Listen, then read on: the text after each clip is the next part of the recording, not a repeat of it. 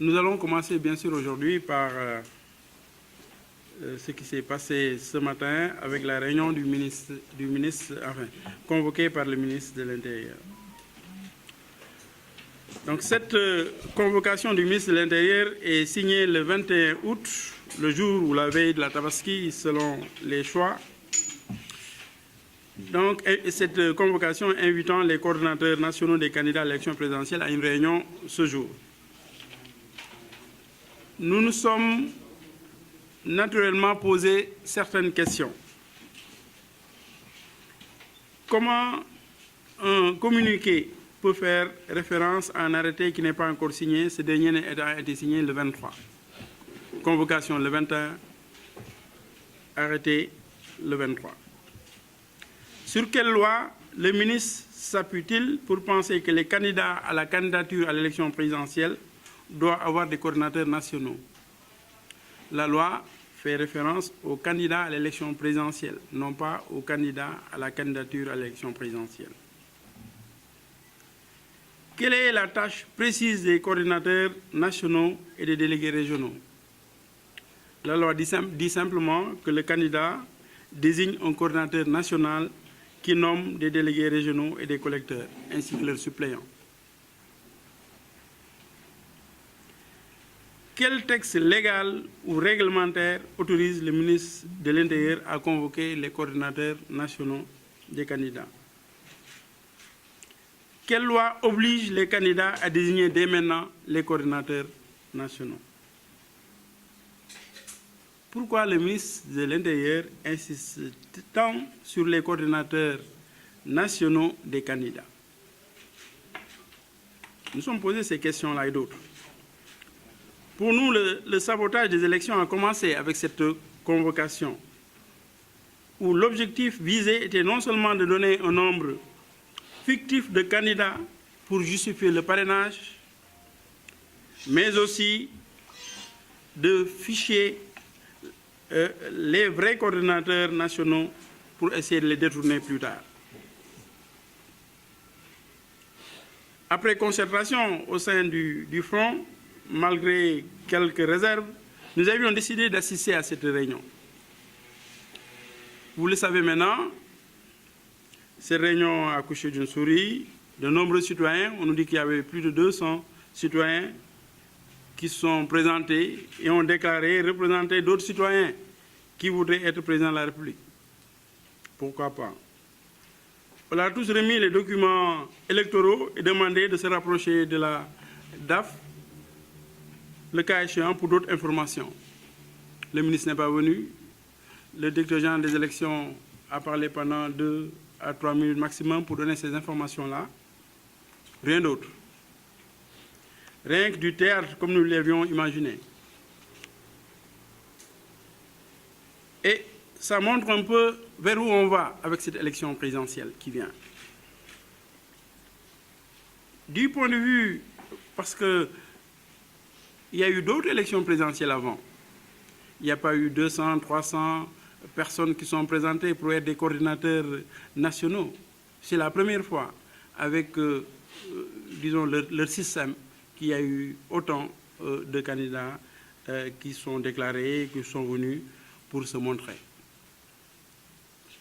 Nous savions déjà depuis le début qu'ils avaient convoqué cette réunion pour avoir 50, pour dire que voilà, le parrainage, ça se justifie. Mais il y en a aussi qui ont pensé que c'était du théâtre et qu'il fallait aussi peut-être assister, comme ils peuvent, à cette mascarade ou à cette pièce de théâtre. C'est selon. Il y avait du tout pour tout le monde. Du point de vue formel, pour tenir compte de la loi électorale, le Front de résistance nationale avait instruit ses membres qui envisageraient de se présenter au scrutin du 24 février 2019 de désigner leur coordinateur national. C'est la loi qui le dit.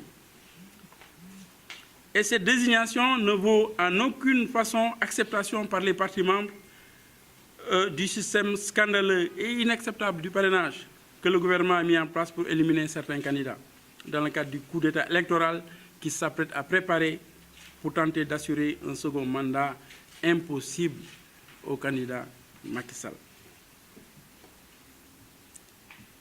le ministre de l'Intérieur a décidé de lancer des opérations de parrainage, alors que dans le même temps, il oppose une fin de non-recevoir aux nombreuses requêtes de l'opposition pour disposer d'une copie du fichier électoral, alors que la loi nous le permet. Pourtant, il est de notoriété publique, l'APR, le parti du ministre de l'Intérieur et de Macky Sall, cette APR-là a mis depuis plusieurs mois le nouveau fichier électoral à la disposition de ses responsables qui l'ont exploité dans le cadre de la campagne de collecte des parrainages qu'ils ont commencé depuis longtemps en toute illégalité. Une fois de plus, le parti pris et les graves manœuvres frauduleuses démontrent que le ministre de l'Intérieur est définitivement disqualifié pour organiser les prochaines élections, la prochaine élection présidentielle. Sur l'arrêté du ministre, tout le monde maintenant est édifié ce qu'ils ont appelé le discriminant. Bon, je reviens un peu sur ça, parce que, vous savez, dans la loi, il est dit qu'au niveau des parrainages, la loi dit qu'on peut mettre le prénom, le nom, le numéro de la carte d'électeur, la sécurité électorale et la signature. C'est ce que la loi dit.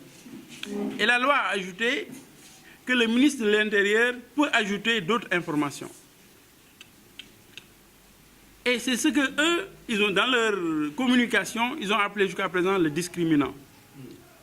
Personne ne savait ce que c'était. On l'a su à partir donc de l'arrêté, de la publication de l'arrêté du ministre de l'Intérieur. Alors, ce discriminant, comme ils l'appellent, hein, c'est leur mot, ce n'est pas dans la loi, c'est dans leur jargon. Ce discriminant-là, c'est le numéro de la carte d'identité CEDEAO. 17 caractères numériques.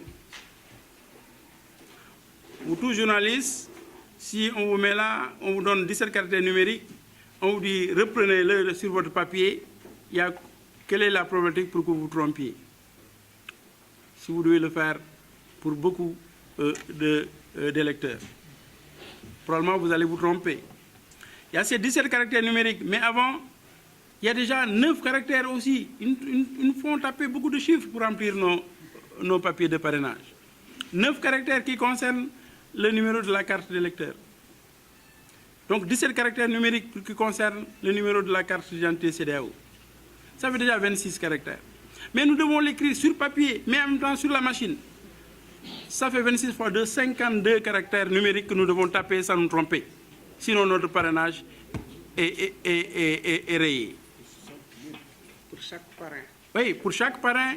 Donc il y a 52 caractères. 53 000. Oui, bon, fois 53 000, vous me dites, ça fait plusieurs millions. Oui. Donc pour chaque parrain, il faut 52 caractères qu'on ne peut pas retenir, puisque c'est des caractères. On n'est pas habitué à taper le numéro de la carte d'identité CEDEAO. On n'est pas habitué à taper le numéro de la carte d'électeur. Donc ils font exprès de nous faire entrer des données avec des possibilités importantes d'erreur. Lui, il parle de certitude. Bon, mais en tout cas, la probabilité qu'on se trompe est très, très importante.